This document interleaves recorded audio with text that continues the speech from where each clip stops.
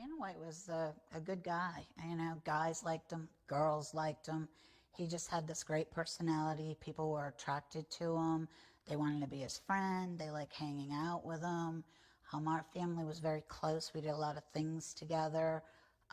Dana, when I first moved back to Boston, he came back and lived with me for a while back there.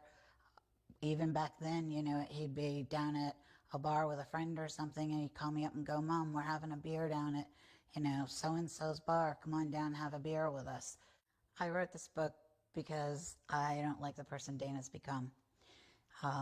And the thing that pushed it over the edge for me was when his grandmother got sick and died this summer.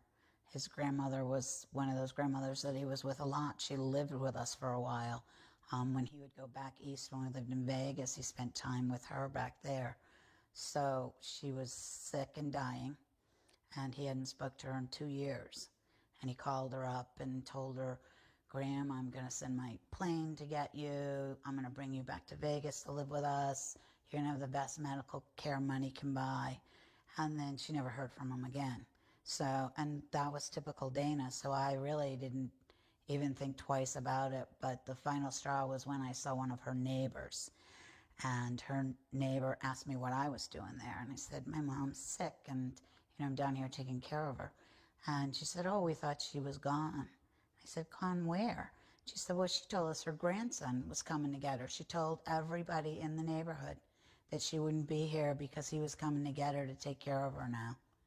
So that just sort of pushed the final button for me. And, you know, I was hoping the book, a lot of the stuff might bring him back or make him think about who he's become and what he does to people and the way he behaves.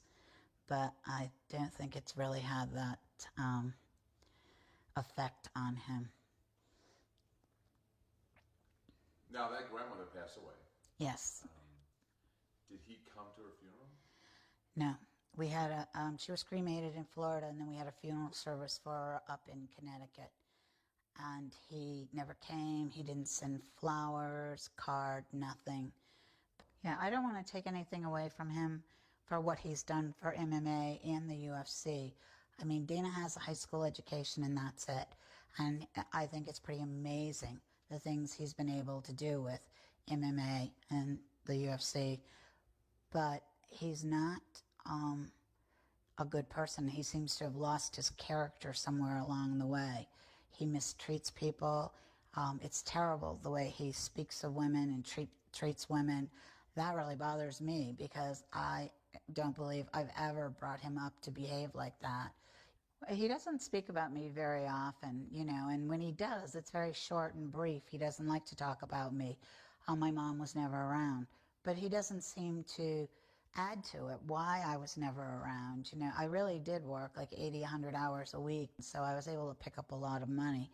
But that was to pay for everything. If he didn't go to that school, if I didn't work all those hours, he would have never met the Fertittas. That, you know, it's that sort of chain reaction thing. There would be no UFC. Do you think Dana has used steroids? I do believe Dana's used steroids. I hadn't seen any pictures of him for a while, and then I saw one and he had no neck. You know, he was just like, and his seams were busting on his jacket, and I'm like, oh my God, what is he doing? So yeah, it certainly looked like it. I don't know if Dana fears me. I just really do think that he knows that I will probably be one of the only people who won't back down, you know, won't kiss his ass, who won't take his crap. I'm his mom and I should never have to. And he knows I never would. He did in one interview say we're a lot alike. I have a hard time with Dana's marriage, I guess you could call it, because I am a believer. If you're married, and that's it. And if you don't want to be, and you want to be out with other people, then leave the person you're with. Don't make a joke of your marriage. But his marriage is a joke. How so?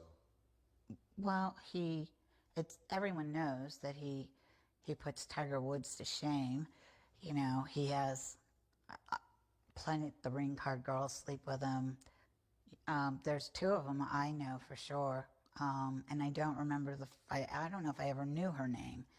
She was the first ring card girl. I think she used to do the Zions commercials for them too.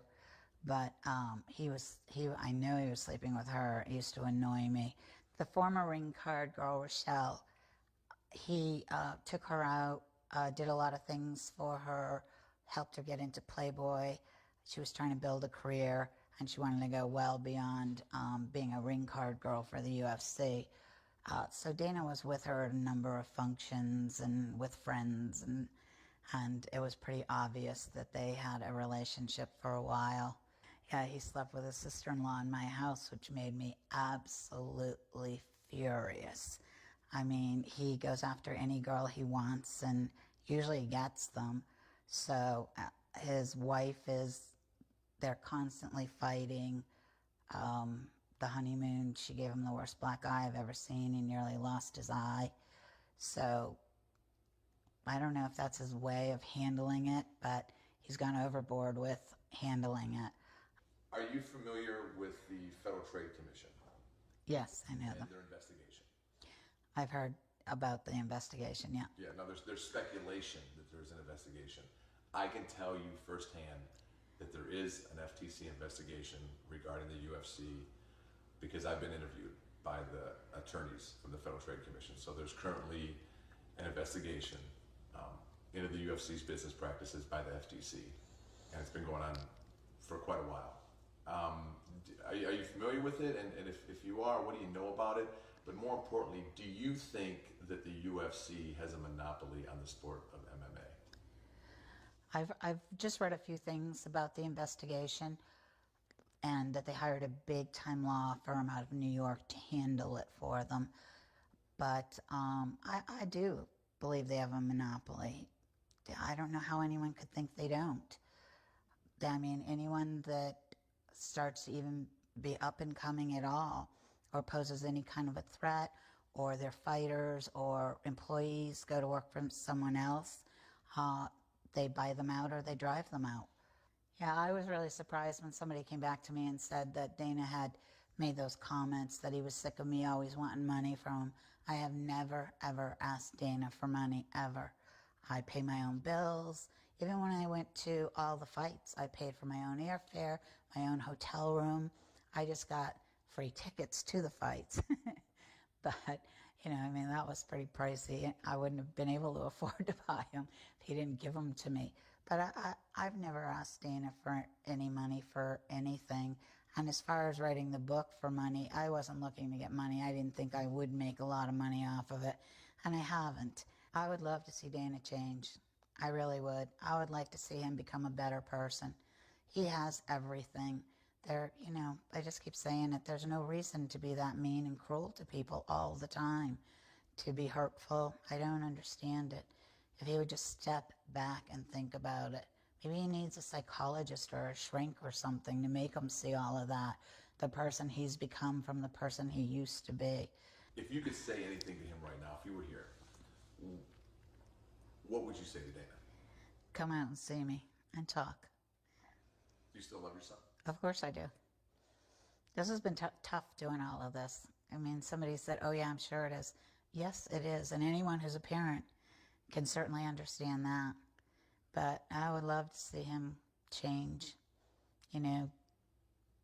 make things the way I want them. Not completely, but to have my old Dana back. Yeah, absolutely. To be able to see the grandkids, even if it remains strained between him and I.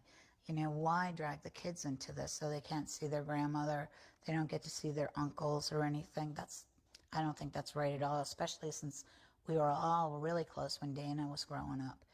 Everyone did everything together. And like I said, it's only been the last few years that it's really splintered the whole family.